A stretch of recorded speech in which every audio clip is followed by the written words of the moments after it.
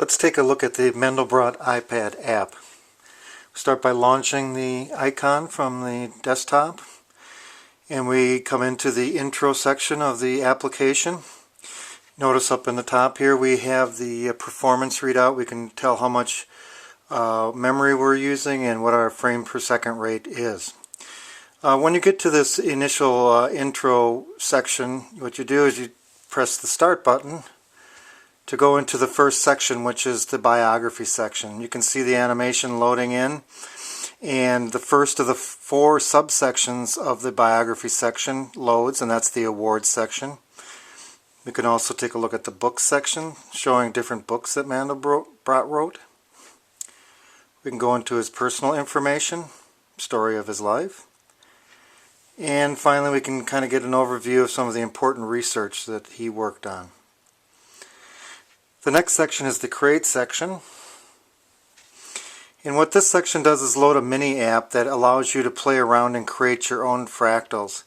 You have the ability to assign different maps to give a different fractal look. By clicking it, we can re-render the application. This part of the application had the most work on to get it to render it in the most efficient way. Once you have your rendering, you can zoom in, you can pan right, left, up, and down, and you can also increase the detail. You can also anti-alias by pressing this toggle checkbox here, and that will re-render it at a much higher resolution.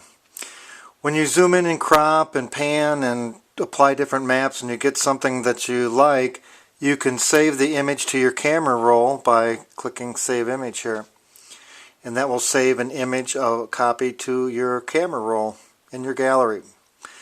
The final section is the Nature section, and this is a glorified slideshow that shows different applications of fractals as they exist in nature. You can see you can navigate to different slides and get the nice zoom effect by touching one of the thumbnails, or by using the standard previous to next buttons.